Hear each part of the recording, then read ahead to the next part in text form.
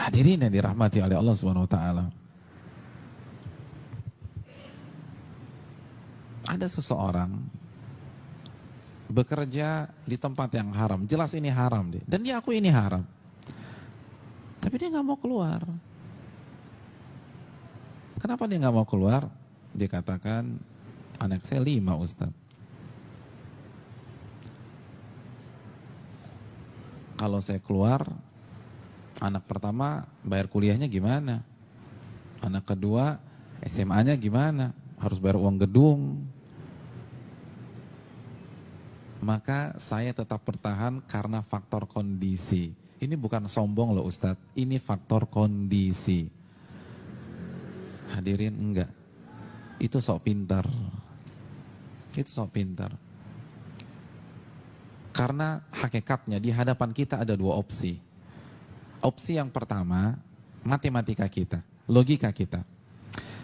Gaji kita 15 juta, anak 4, oh cukup.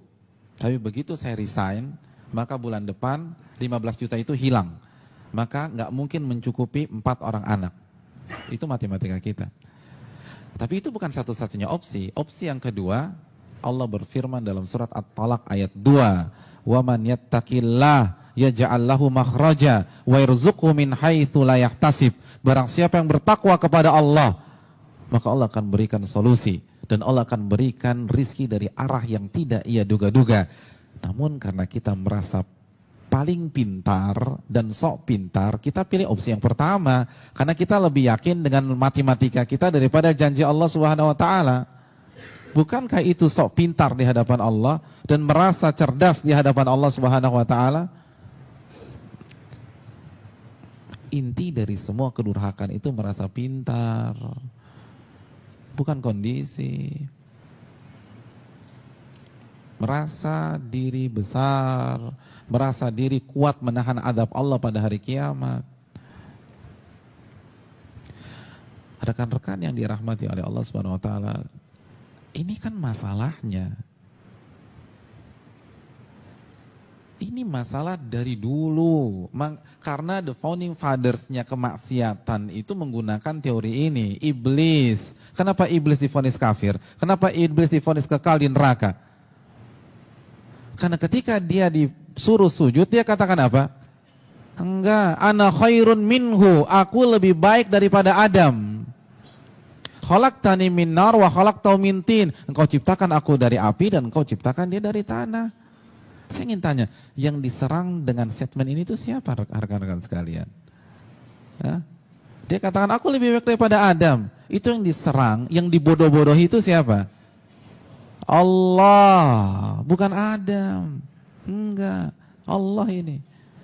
Tapi kan dia nggak berani terang-terangan, dia nggak berani belak-belakan karena dia cerdas. Dia kan Kemen Karambol. Arah ke sana, TikToknya ke kiri. Allah yang dia serang. Apa maksudnya? Ulama mengatakan maksudnya, ya Allah, engkau perintahkan aku sujud kepada Adam. Sedangkan dia dari tanah dan aku dari api. Ini perintah yang tidak masuk akal. Gitu loh. Ini perintah yang gak masuk akal. Ini perintah yang bodoh. Kalau bahasa Arab, ini nggak worth it banget nih ya Allah gitu loh. Kenapa demikian? Karena harusnya yang sesuai logika, dia yang sujud sama saya, bukan saya sujud sama dia. Ini gimana sih? Perintah yang cerdas itu dia sujud sama saya, karena dia dari tanah, saya dari api. Engkau balik, aku yang sujud sama dia. Ini nggak worth it nih. Ini bodoh.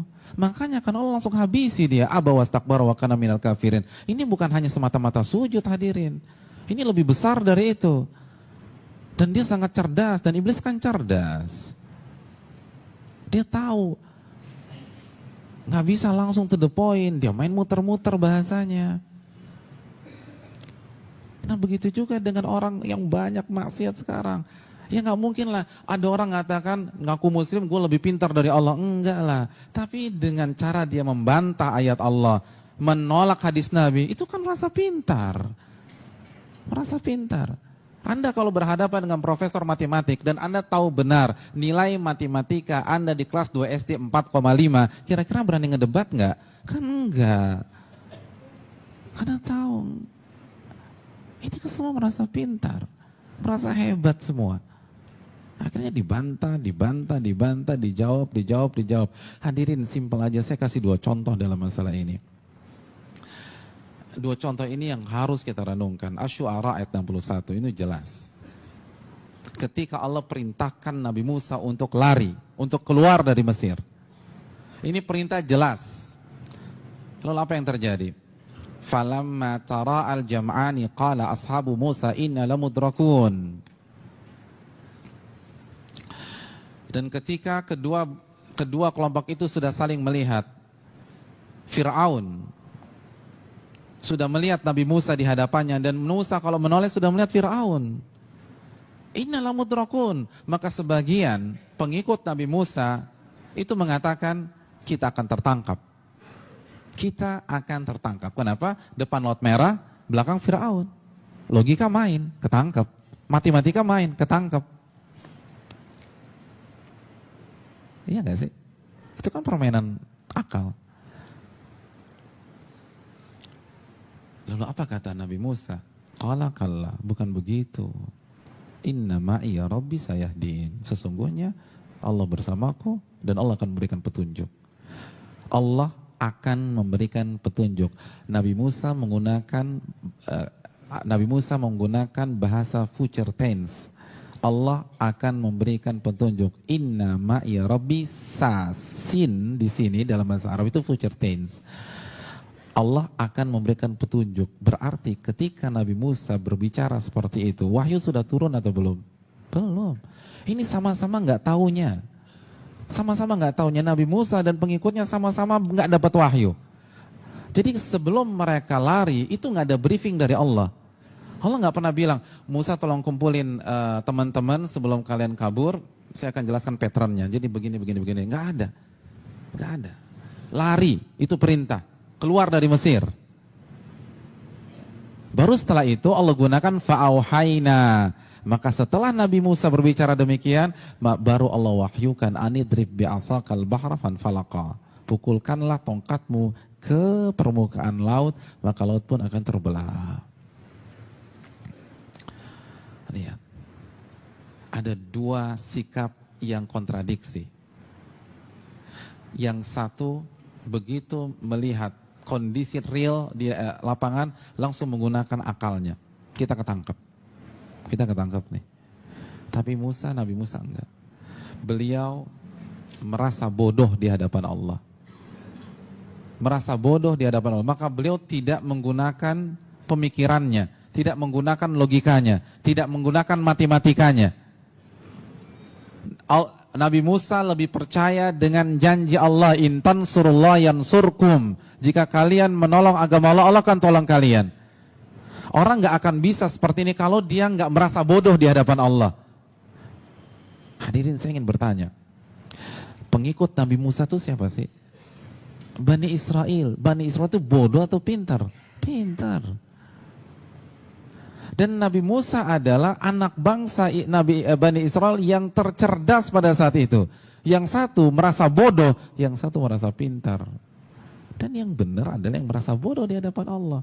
Ternyata seluruh analisa, prediksi yang diucapkan oleh seluruh orang-orang yang mengatakan kita akan ketangkap salah semua.